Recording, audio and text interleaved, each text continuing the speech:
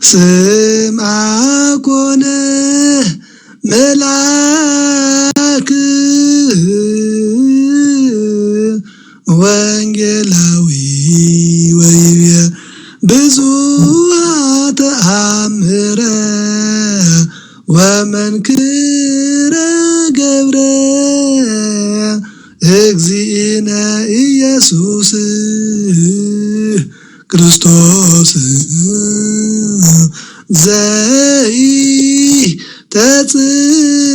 ዘኢተጽሕፈ ውስተ ዝንቱ መጽሐፍ ወዘተጽሕፈ ከመ ትእመኑ አንትሙ እመኑ ቦቱ አሚነክሙ ሕይወተ ትረክቡ በስመ ዚአሁ። እቺ ቀጥታ በዮሐንስ ወንጌል ምዕራፍ 20 ቁጥር 30 ያለችው ናት። እቺ በዮሐንስ ወንጌል ብቻ ነው በአራት ወንጌላውያን ነው ወይስ በሐዲሳት ነው? እቺኛዋን ግልጽ እንዲያደርጉልኝ በኋላ ነው። ጠባወትህትን ብላት ደስ ይለኛል። የእመቤቴ ምስጋና ስለሆነች እሷን ብላት እስመላ ለምሕረቱ ጠባብ ወትሕት በቤተ መቅደስ ዘልቀት ወለተ ዳዊት ቀጸበቶ በትምህርት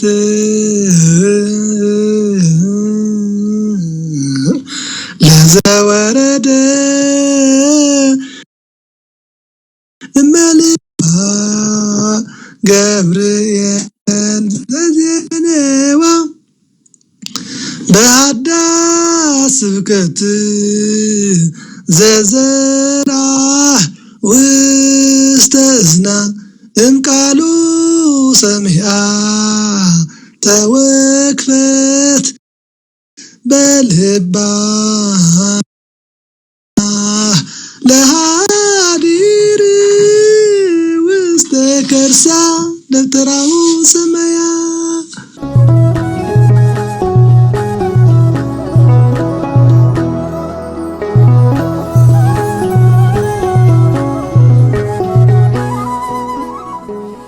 እሺ እንደምን ቆያችሁ?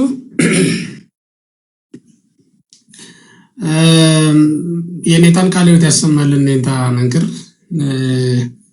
ደስ የሚል ዜማ ደግሞ ምስጢሩን ደግሞ ስናየው ምክር በዜማ ነው እንጂ የተለየ ነገር የለም። ማለት በጣም የሥነ ምግባር ትምህርቶችን የሚያስተምር ዜማ ነው። በነገራችን ላይ ዜማ ያመንናል። በደንብ ለሰማውና ተከታትላችሁ ከሰማችሁት ያመንናል። ላሮዲዮን የሚባል ወፍ አለ። አሮዲዮን ወይም ደግሞ ላሮዲዮን ይሉታል። ያ ወፍ በዚህ ይመንና የራሱ ድምፅ በጣም ድምፃዊ ነው። ሲያዜም የራሱን ድምፅ እየሰማ መብል መጠጥ ይረሳል እና በዛው ይሞታል ይላል። ዜማ የቅዱስ ያሬድ ዜማ አሁን ቅዱስ ያሬድ ራሱ የመነነበት በዚህ ነው። ከዛ በኋላ ከቤተ መንግስት ወጥቶ ወደ ገዳም ወደ ጫካ እንዲገባ ያደረገውም ያው ዜማ እየመሰጠው ነው እና ዜማ በራሱ ያመንናል። በተለይ በምንሰማው ቋንቋ ሲሆን ደግሞ ምክሩ በራሱ የሚገርም ነው። እንግዲህ አሁን ሲነግሩን የነበረው በተግላላ በወንጌል ውስጥ የተጻፈውን ምክር ነው። መጀመሪያ ከነገሩን ብእሲተ ቤዛሃ ነጸቢቱ ዲበ ኮኩ ከሚለው ጀምሮ እስካሁን ድረስ ምክር ነው ሲነግሩን የነበርና ቃለ ሕይወት ያሰማልን፣ መምህራንን ያቆይልን። ይህንን ካልኩ አንተም ወደ አነሳቸው ጥያቄዎች ስመለስ የቤዛነትን ጉዳይ በእርግጥ የይደር ትምህርት ነው ያደረኩት። ምንድነው የቤዛነትን ትምህርት ይደር ብዬ ያስቀመጥኩት ምክንያት ሰፊና በደንብ ከተነካካ አይቀር በደንብ አድርገን ማየት ስላለብን ብዬ አስቤ ነው። እንደው ካነሳው ዘንድ ግን ዝም ብለን ላለማለፍ ጥቂት ነገር ብዬ ላልፍ እችላለሁ። ምንድነው በመጀመሪያ ሰው የማዳን ስራ የተነሳ የምንጠራበት ስሙ ነው። መስቀል ቤዛነ ብለን ስንናገር አሁን የክርስቶስ ሞት ቤዛችን እንደሆነ ያናገረው ነው። ያ ማለት በእኛ ፋንታ የሞተ ክርስቶስ ስለሆነ ነው። በእኛ ፋንታ ተላልፎ የሞተ ማለት ምንድን ነው? እሱ ሞት አልነበረበትም፣ የሞት ዕዳ የለበትም። ሞት በመሰረቱ በዕዳ ምክንያት የመጣ ነው። ዕዳችንን መክፈል ስላልቻልን የተቀጣ ነው ቅጣት ነው። ያ ማለት ምንድን ነው? አዳም የፈጸመው ስህተት አለ። ለዚያ ስህተት የሞት ዕዳ ተጥሎበታል። ያን ከፍሎ ከተጣለበት ዕዳ ነፃ መውጣት አልቻለም ነበር። ንጽሕት ነፍስ ብትኖረው ነፍሱን ሰጥቶ ሌሎችን ማዳን ይችል ነበር። ንጽሕት ነፍስ የለችውም።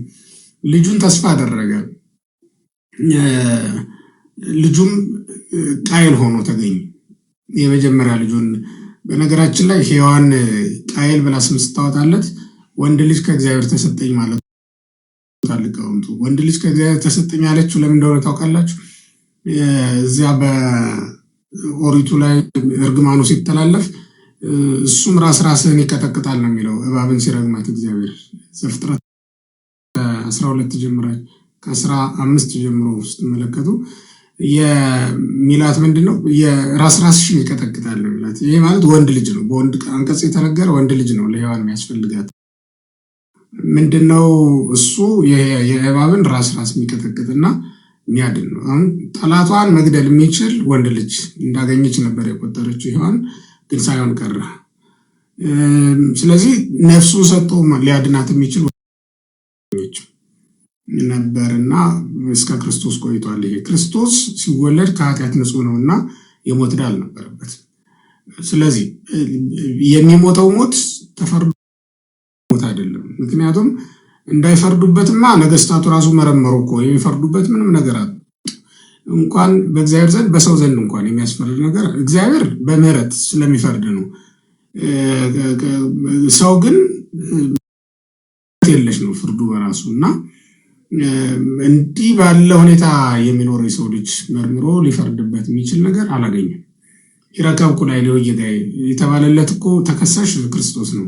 በሱ ላይ ምንም በደል ብሎ ዳኛው የመሰከረለት ግን ሞት ያልቀረለት ተከሳሽ ነው ክርስቶስ። እና ለምንድን ነው የበደል ካልተገኘበት ለምን ሞተ ካላችሁ ይወገድልን ዘንድ ነው። ኢሳይያስ በሞቱ ፍርድ ይወገዳል።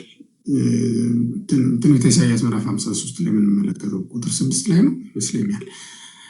ስለዚህ በሞቱ ፍርድን የሚያስወግድ በመሆኑ ምክንያት ክርስቶስን ቤዛ ብለን ጠራ ነው እና ከዚያ ጊዜ የሚለው ወይም ቤዛ የሚለው ስም የታወቀ የተገለጠ ነው። እመቤታችንን ቤዛነት በተመለከተ ግን የብዙ ሰዎች ጥያቄ ወይም የብዙ ሰዎች መከራከሪያ ሀሳብ ሆኖ እንመለከተዋለን።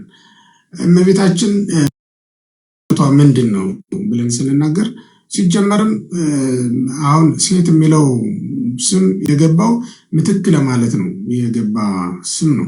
እንደምታውቁት ሴት የሚለው ስም በመጽሐፍ ቅዱስ ላይ ነው ያወጣው።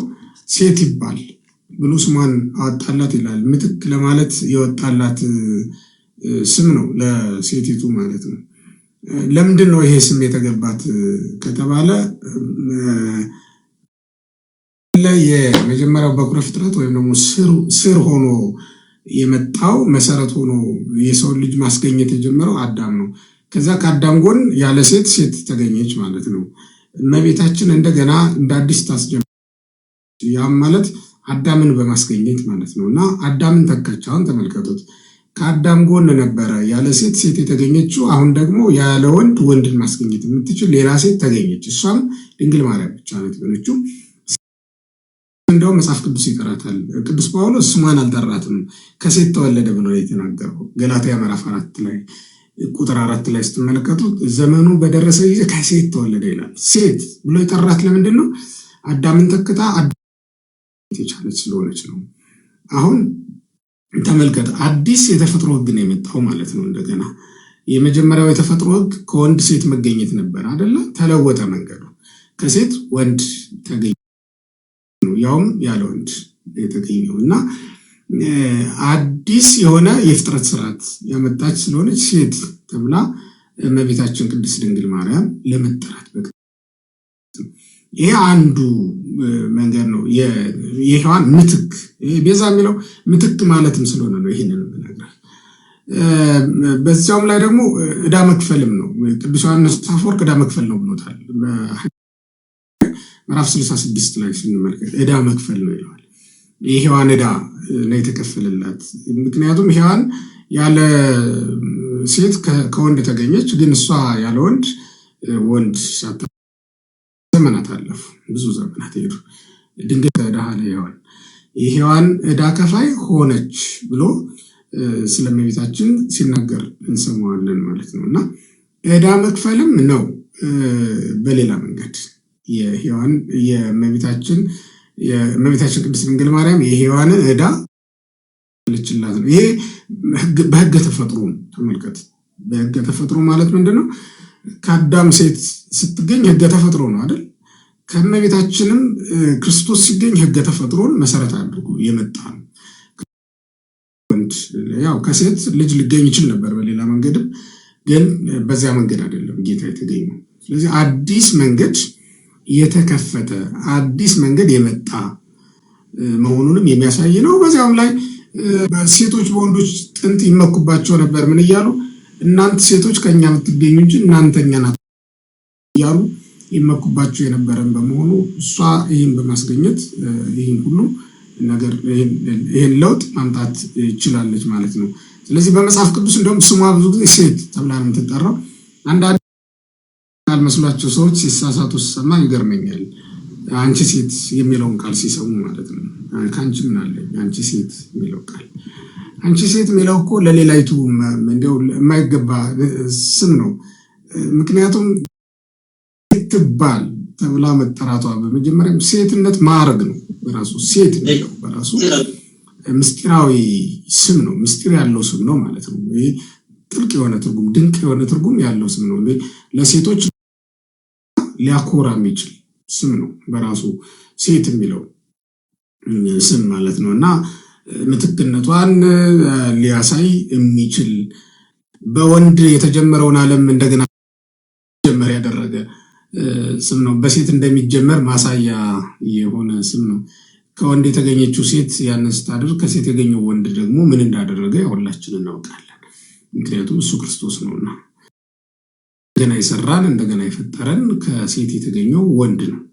ስለዚህም ሴት የሚለው ነገር የአዳምን ቦታ ተክታ ገብታ አዳምን ማስገኘት የቻለች መሆኗን ሊያመለክት ሆኖ ነው የምንመለከተው። እና የእመቤታችን ቤዛነት ከዚህ ሁሉ ጋር አያይዘው ነው ሊቃውንቱ የሚተረጉሙት የሚያብራሩት። ይህን ሁሉ ነገር ይህን ሁሉ ሀሳብ መነሻ በማድረግ ነው የሚለው ስያሜ ሲሰጥ የምንመለከተው፣ ቤዛ የሚለው ስያሜ ሲሰጥ የምንመለከተው ማለት። ከዚያ ውጭ ግን እንደሆነ የኦሪት ዘፍጥረት አሁን ወንጌል ላይ አልወስዳችሁም። ኦሪት ዘፍጥረት ምዕራፍ 3 ቁጥር 12 ጀምሮ ያለውን እስከ መጨረሻው ድረስ ቁጥር ድረስ ያለውን ስትመለከቱት ያንን የተመለከተ ሰው የእመቤታችንን ቤዛነት ለመቀበል አይቸገርም። እኔ በደንብ እዛ ላይ ነው መመልከት ያለብን። ከኔ ጋር እንድትሆን የሰጠኝ ሴት እርሷ ከዛፉ ሰጠችኝና በላሁ አይደለም የሚለው። ከኔ ጋር እንድትሆን የሰጠኝ ሴት እሷ ከዛፉ ሰጠችኝና ብሎ ነው የሚናገረው። እንግዲህ እመቤታችን ቅድስት ድንግል ማርያም ለዮሴፍ ተሰጣለች። እንደንትን ከሆነ እንደ ሰውኛው ከተመለከት ነው እሷም ከዮሴፍ ጋር ትኖር ዘንድ ነበረ ሴት፣ ግን ከኔ ጋር ትሆን ዘንድ የሰጠኝ ሴት እሷ ሰጠችኝና በላው የምትባል ሴት አይደለችም። ምክንያቱም ይህን ማድረግ አልቻለችምና ክፉ ዛፍ አልሰጠችንም ድንግል ማርያም። ይልቁንም ሕይወትን ዛፍ አይደለ የሰጠችን ድንግል ማርያም ያስገኘችልን። አሁን ቤዛ ማለት ይሄ አይደል እንዴ? መንገድ ተለወጠ እኮ ይኸውልህ፣ አዲስ መንገድ ተከፈተ ተለወጠልህ። እና ይህን መንገድ ደግሞ እመቤታችን ቅድስት ድንግል ማርያም ከወንድ ጋር ትሆን ዘንድ የተሰጠች ያቺ ሴት ከዚያ ዛፍ እንበላ ዘንድ ያልሰጠችን፣ ይልቁንም የሕይወትን ዛፍ እንበላ ዘንድ ያዘጋጀችልን ያስገኘችልን ሆና በማግኘታችን ገርምባታለን፣ እንደነቅባታለን። ይልቁንም ቤዛ እና ሌላም ፍጡር ሆና ሳለ አምላክማ የአምላክነቱን ስራ ሲሰራ ብንመለከት ወይም መድኃኒቱ ነው መድኃኒትማ መድኃኒት ቢሆን እኮ የሚገርም ነገር የለም። መድኃኒት ምንጊዜም መድኃኒት ነው። የሚገርመው መድኃኒት ያልሆነ ሌላ ነገር ያልጠበቅነው ነገር ሲያድነን ብንመለከት አይደለም የሚገርመን። እሷ የአምላክነት ባህሪ የሌላት ሆና ሳለ ግን ከኃጢአት ተጠብቃ እንዲህ መንገዳችንን መለወጧ በጣም ያስገርመናል ሁልጊዜ እና የምትደንቅ ሴት ሆና በመጽሐፍ ቅዱስ ውስጥ ስታበራ እንመለከታታለን እመቤታችን ቅድስት ድንግል። አሁን እውነት ለመናገር ከዋክብት ማብራት ልማዳቸው ነው፣ ያበራሉ። የሚያበራ ድንጋይ ስንመለከት ግን እንገረማለን። የሚያበሩ ድንጋዮች አሉ እንደምታውቁት እና በጣም የምንደነቀው ድንጋዮች ነው ማለት ነው። ቀዝቃዛ ውሃ የተለመደ ነው። ሙቅ ውሃ ስናገኝ ግን እንደነቃለን፣ ተፈጥሮን እናደንቃለን። በውድ ዋጋ ገዝተን ወይም ከፍለን እንጠመቅባቸዋለን ማለት ነው።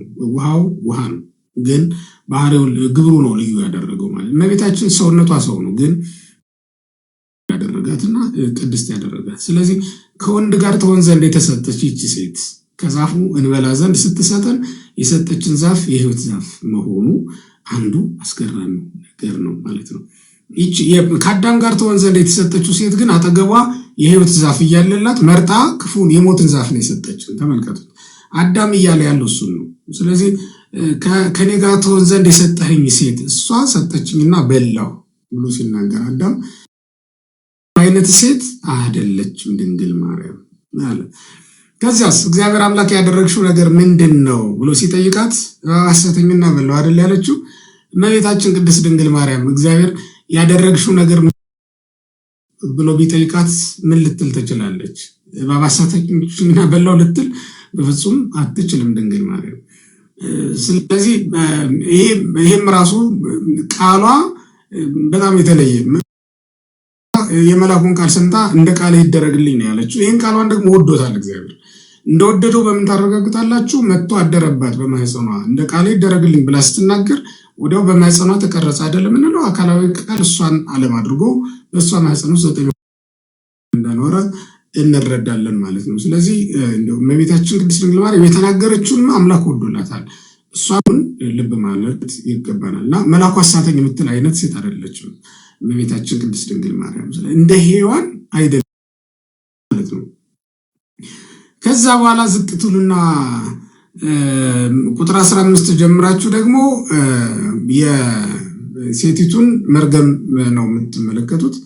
ለሴቲቱ በፀነስሽ ጊዜ ጭንቅሽን እጅግ አበዛለሁ፣ በጭንቅ ትወልጃለሽ፣ ፈቃድሽም ወደ ባልሽ ይሆናል፣ እርሱም ገዥሽ ይሆናል እያለ ነው የሚናገራል። ሴቲችን ሴት ምን አይነት መከረኛ ሴት ናት በእውነት ይቺ ስትመለከቷት።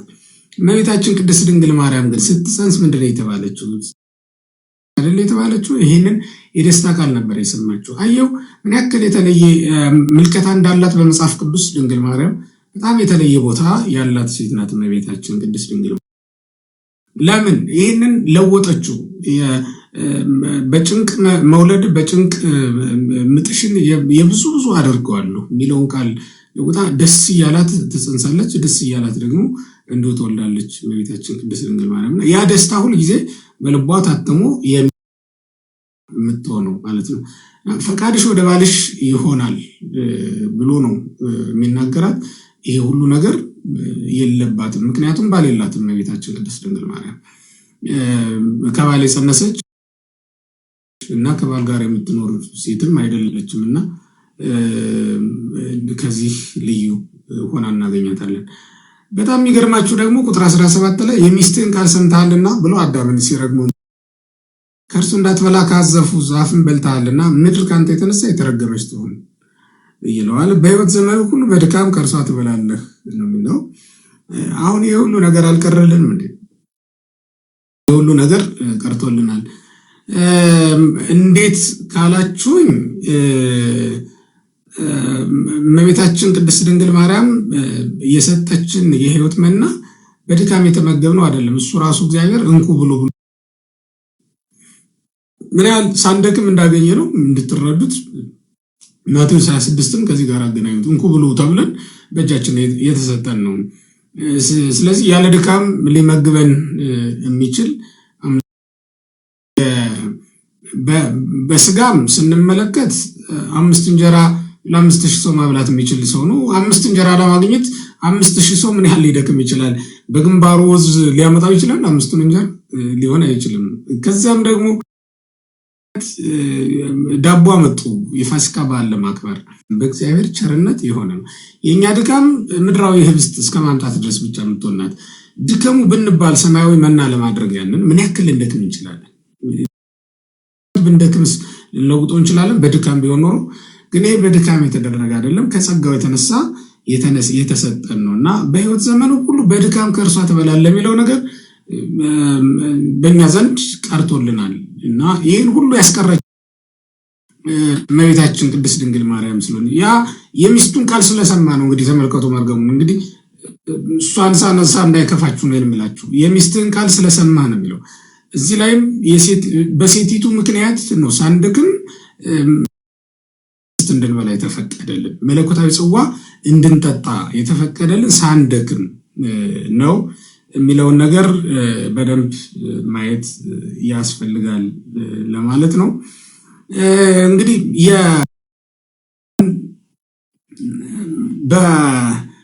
በሔዋን ዘንድ በአዳም ዘንድ ስትመለከቱት የሔዋን ድምፅ ምን ብላ እንደነገረችው እንግዲህ መጽሐፍ ቅዱስ ባይነግረንም ግን የሚስትህን ቃል ሰምተሃልና ነው የሚለው። የሚስትህን ቃል ሰምተሃልና አስጨናቂ አሳች ቃል እንደተናገረች ነው የሚናገር። እመቤታችን እስካላችሁን እርሱን ስሙት ነው የምትለው። ዮሐንስ 2 ላይ እንዳለው ነው። ምክሯን ተመልከቱት። ለኛ የነገረችን ቃል ምን አይነት ቃል ነው ስንል ከእግዚአብሔር ጋር የሚያጣላ ቃል ነው? በፍጹም አይደለም። እንደውም ወደ እግዚአብሔር የሚያቀርብ ነው። እሱን ስሙት ነው ያለች። እግዚአብሔር አብ ከተናገረው ዝንፍ የማይል ቃል። እግዚአብሔር አብ የተናገረው ያኔ በማቴዎስ ወንጌል ተጽፎ አላነበበችውም ድንግል ማርያም። እንግዲህ እንደ ሰውኛው ካየ ነው እዛው ቦታው ላይ ተገኝታ አልሰማችሁም። ዮሐንስ ነው የሰማው፣ ማቴዎስ ነው የጻፈው። እመቤታችን እዛ ሁሉ አልነበረችም። ግን እሷ የተናገረችው እግዚአብሔር አብ ከተናገረው ውጭ አይደለም። ለዚህም ነው እንደውም እመቤታችን ቅድስት ድንግል ማርያምን እኮ ሳስራት እኮ ንግግሯም እንደ እግዚአብሔር አብ ነው፣ የወለደችውም ልክ እንደ እግዚአብሔር አብ ነው። እና አሁን እመቤታችን ቅድስት ድንግል ማርያም የመከረችን ምክር የሚያስት አይደለም። ሔዋን ግን ለአዳም የተናገረችው ወይም ደግሞ ለአዳም የሰጠችው ምክር ለመገመም የሚያበቃ ነበር የነበረው። እኛ እርሱን ስሙት ተብለን ምክር ተሰጥቶን በእመቤታችን ምን አገኘን? ውሃውን ማለት ነው። መስማታችን እንዴት እንደጠቀመን ተመልከቱ። እኛ የእሷን ምክር ሰምተን ውሃውን የወይን ጠጅ አድርገን ጠጥተን ደስ አለን። አዳም ያችን ሴት የመጀመሪያዋን ሴት ምክር ሰምቶ ወይኑን ወደ ውሃ ለወጠው። በረከቱ አስጨናቂ ህይወት ውስጥ እንድናል፣ በአስጨናቂ መከራ ውስጥ እንድንኖር ግድ ሆነብን ማለት ነው። እመቤታችን የሰጠችን ምክር ሰምተን እኛ የቀመሰው ሁሉም ያደንቀው ወይን አይደል ያገኘነው። እኛ የእመቤታችን ምክር በመስማታችን የኛ ሔዋን እኮ ድንግል ማርያም ናት። እኛ ሔዋንን የት እናውቃለን? የኛ ሔዋን እሷ ነች። ምክንያቱም በልደት መንፈሳዊ ስናስበው ስናሰላው የተወለድነው ከክርስቶስ ስለሆነ ከልጇ ነው የተወለድነው። ስለዚህም እመቤታችን ቅድስት ድንግል ማርያም የወለደችው ልጇን እንዴት መቀበል እንዴት መከተል እንዳለብን እርሱን ስሙት ብላ ነው ከሰጠችን። ይሄ ደግሞ ከተሆናል አሁን ቤዛነት ይሄን ሁሉ መሰረት ወይም ደግሞ ይሄን ሁሉ ታሳቢ ተደርጎ ሊፈታ የሚችል ነገር ነው። እንደው ግድ የላችሁም። እመቤታችን ቅድስት ድንግል ማርያም በቤተክርስቲያን የሚሰጣት ቦታዋ ያልሆነውን አይደለም የሚሰጣት። እንደውም ቦታዋ ድረስ እንኳን ሄዶ ለማመስገን የማይገባን ሆኖ መርምረን አድንቀን ከማለት በስተቀር አምነን አድንቀን ከማለት በስተቀር ማንጨርሰው ጉዳይም ያለ መሆኑን ልትረዱ ወይም ደግሞ ልንረዳ ይገባናል።